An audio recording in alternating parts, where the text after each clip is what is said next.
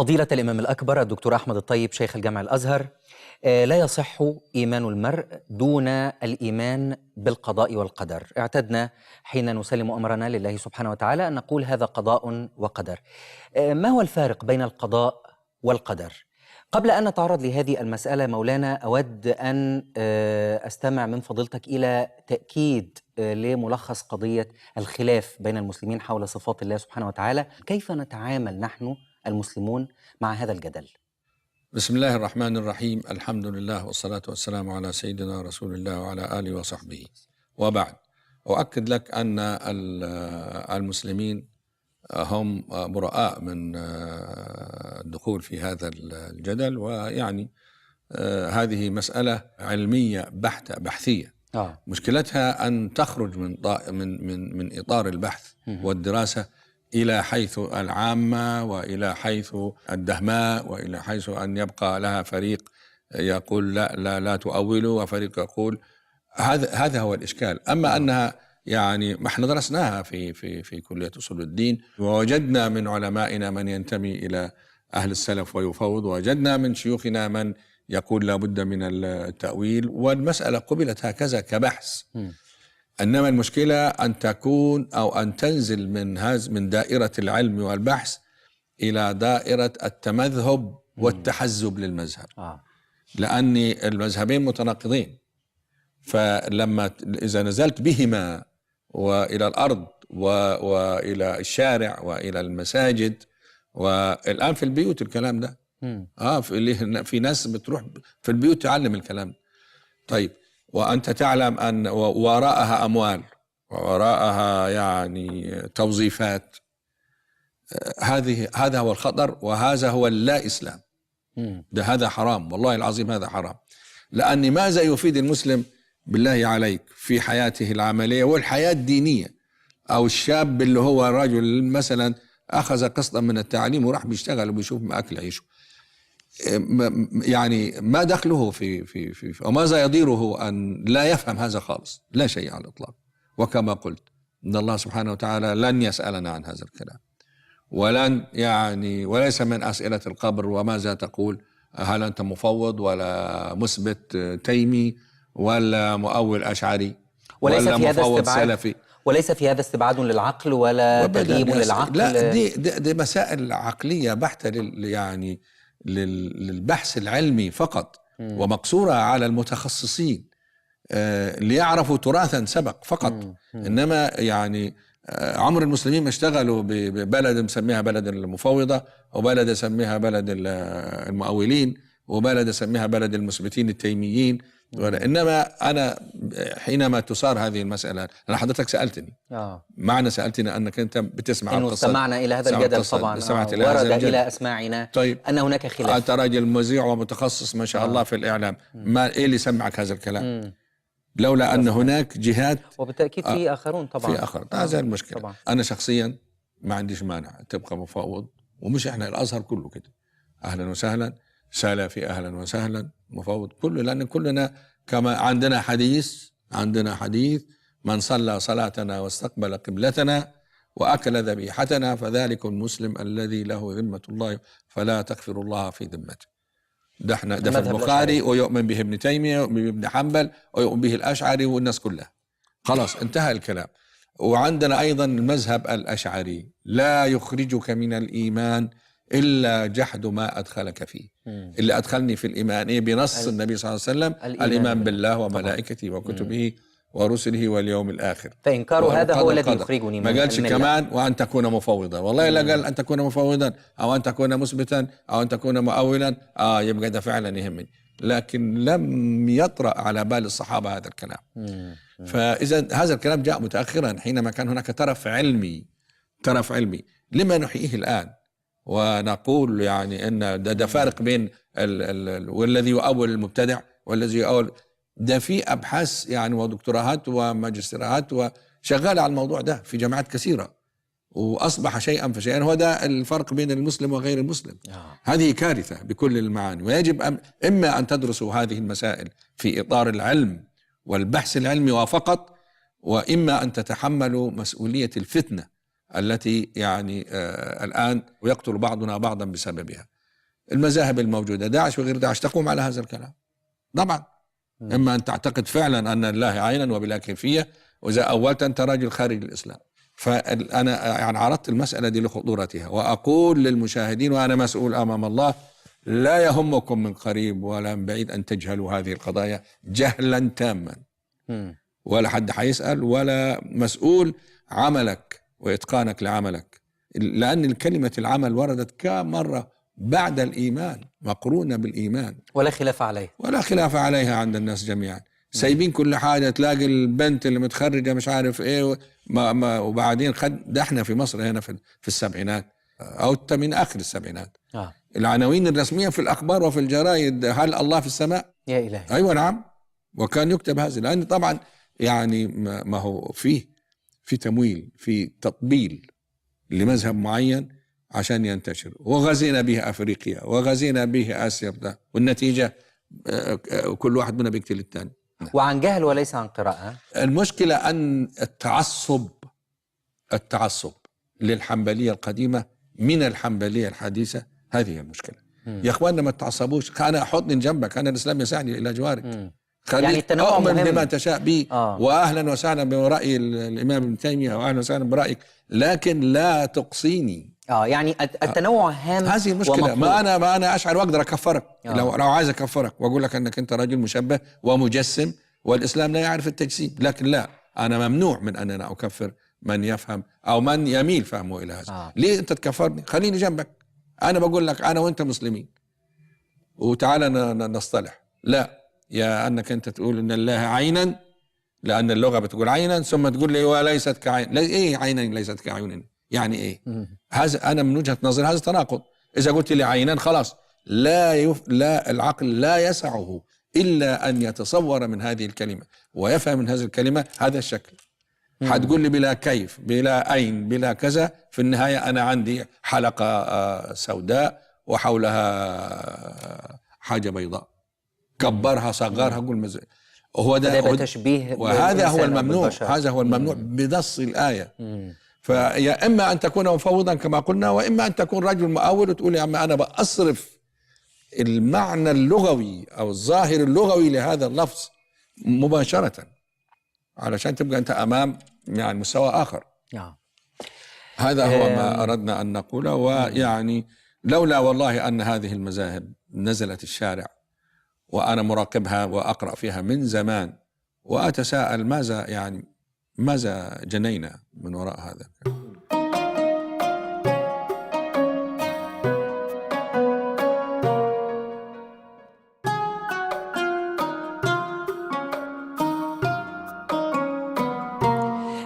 نعود مرة أخرى إلى المسائل الأساسية في الإيمان، وأشرت إلى قضية الإيمان بالقضاء والقدر. وفي حياتنا اليومية دائما ما نقول هذا قضاء وقدر حين نسلم أمرنا لله سبحانه وتعالى. ما هو الفارق بين القضاء والقدر؟ هو مسألة القضاء والقدر يعني الإيمان بالقضاء والقدر هو أصل من أصول الإيمان بالله تعالى. لسنا نحن الذين نقرر ذلك، وإنما قرره النبي صلى الله عليه وسلم في حديث صحيح معلوم، حديث جبريل حين أتاه ويعني في شكل أحد الصحابة وسأله يعني ما الإسلام، ما الإيمان، ما الإحسان. وهذا التقسيم ما الإسلام، ما الإيمان، ما الإحسان واضح في أن الإسلام يقوم على يعني لابد من الأبعاد الثلاثة في الإسلام. ومعروف الإسلام اللي هو الأعمال الظاهرة، الصلاة والصلاة وكذا، والإيمان الأعمال القلبية، والإحسان اللي فسره النبي صلى الله عليه وسلم أن تعبد الله كأنك تراه فإن لم تكن تراه فإنه يراك. وهذا القسم هو قسم يعني اللي هو صال وجال فيه كبار شيوخ التصوف، وأيضا يعني التصوف في هذه المدرسة التي تحدثنا عنها يعني مضروب عليه بعلامة إكس بالحبر الأحمر، يعني إقصاءات عجيبة يعني، وهذا موضوع آخر.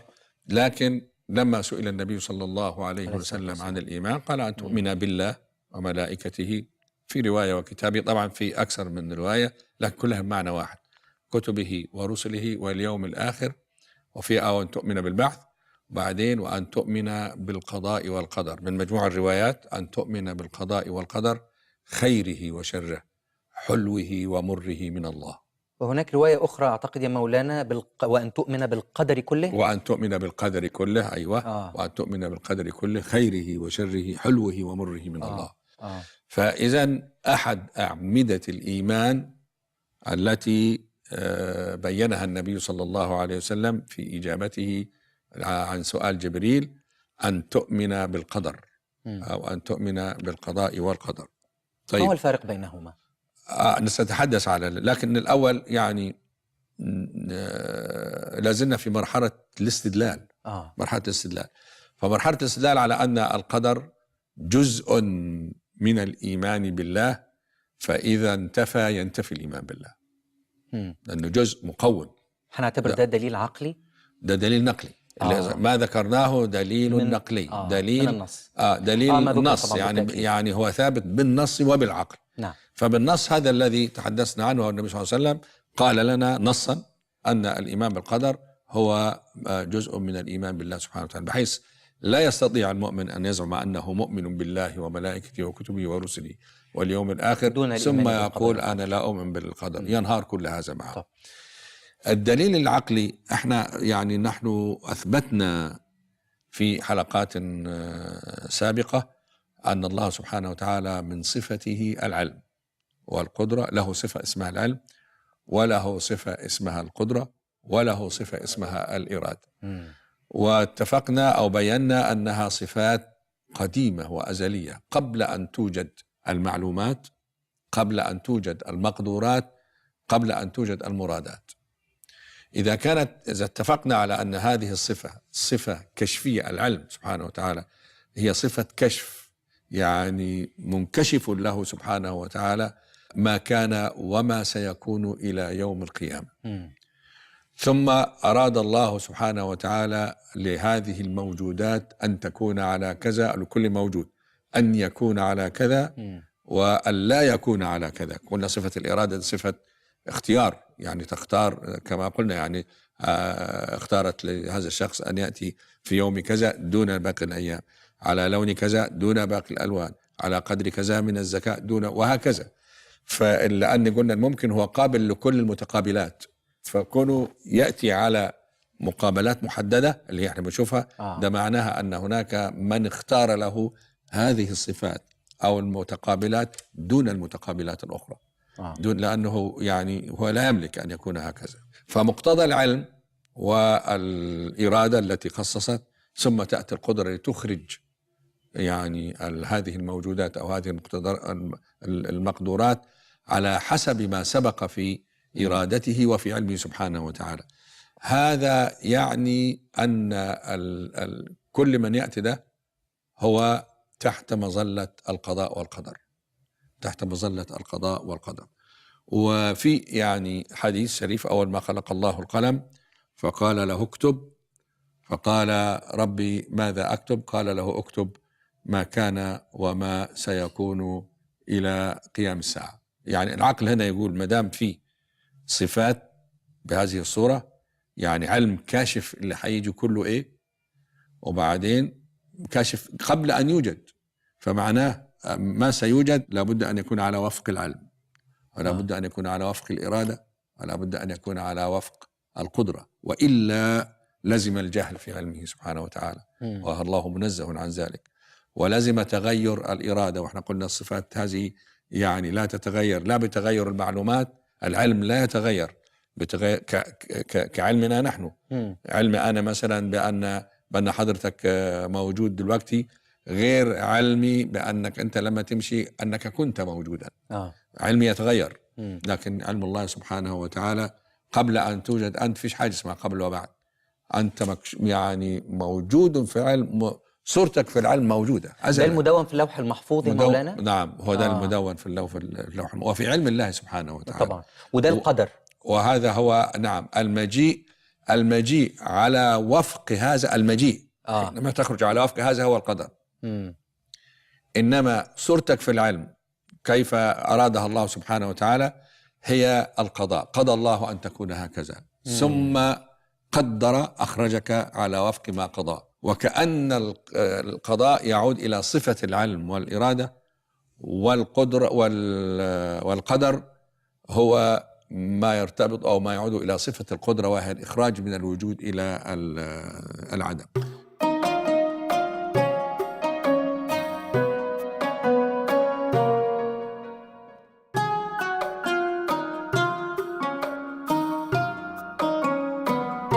وما نفعله يا مولانا في حياتنا هو حرفيا ما كتب في اللوح المحفوظ. نعم، هو طبعا هو حرفيا، أم أنه يتغير بتغير طبائع البشر؟ لا أنا هقول لحضرتك، وأنا طبعا متوقع السؤال يعني إذا كان كتب علي وكذا، فما أنا عارف ده يشغلني ويشغل الجميع، يشغل الجميع. لكن الأول أريد أن أقعد المسألة.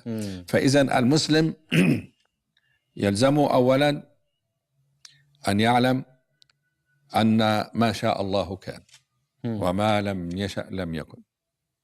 عليه أن يعلم أنه لا يقع في ملك الله إلا ما يريد. عليه أن يعلم أن ما أصابه لم يكن ليخطئه وما أخطأه لم يكن ليصيبه. طب. هي دي احنا يعني المحاور الثلاثة اللي شغال بها المؤمن في هذه الحياة. ولكن فضيلة الإمام، البعض يتساءل: إذا كان القدر مدونا في اللوح المحفوظ قبل الوجود وقدر لي أن أخطئ، كيف يحاسبني الله سبحانه وتعالى على خطأ قدر لي دون إرادتي وأنا مقهور ومجبور بهذا المفهوم؟ وهذا سؤال مهم، والجواب عليه أذكر أن احنا كنا يعني ندرس هذا الموضوع مش في أقل من 3 أشهر. 3 محاضرات في الأسبوع وأساتذة ونصوص. لكن يعني أقول ذلك حتى يعني تعذرني لو لم أستطع أن ألملم رؤوس الموضوعات.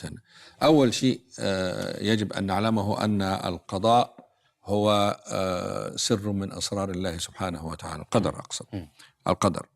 وطبعا يعني لصعوبة تفسيره، وسنبين لماذا يصعب التفسير. والنبي صلى الله عليه وسلم أشار إلى ذلك، فكان يعني يقول لأصحابه: إذا ذكر القدر فأمسكوا، ويقول يعني عزمت عليكم ألا تنازعوا فيه. كان خرج مرة وراء الصحابة زينا كده يعني، وكان يغضب لأنه يعرف أن العقل لا يمكن أن يقتحم هذه المشكلة ويحلها حلا يتستوعبه العقول.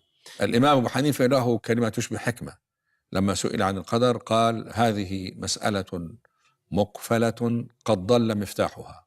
زي صندوق قفل وما فيش مفتاح، ضاع المفتاح. مسألة مقفلة قد ضل مفتاحها. ابن تيمية رحمه الله أيضا قال إنها من أعوص المسائل، بل هي أعوص المسائل الشرعية على الإطلاق.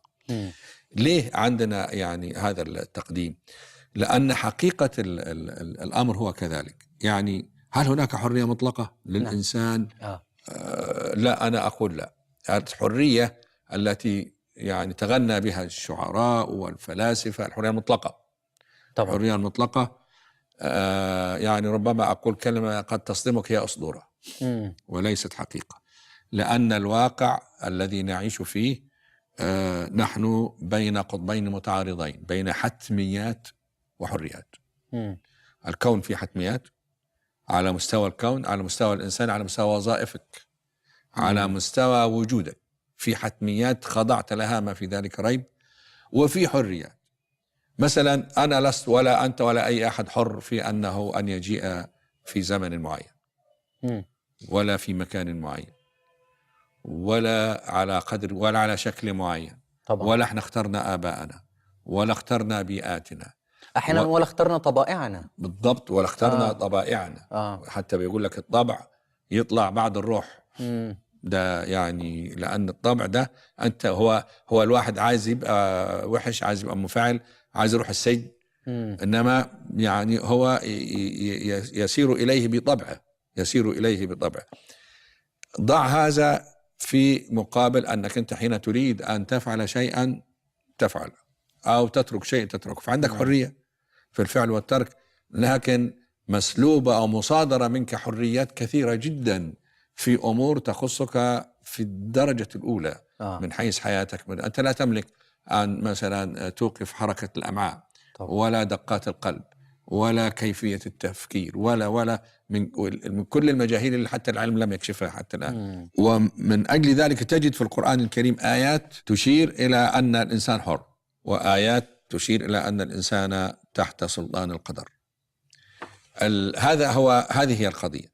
طب هل نحن المسلمون أو نحن المسلمين الذين قلنا هذا؟ لا، ستجد هذا الكلام مكرر من مش هقول لك من أرسطو ولا قبل أرسطو، من ظهور الفكر البشري وحتى الآن. وأنا أنقل لك بعض عبارات الفلاسفة الغربيين أنفسهم.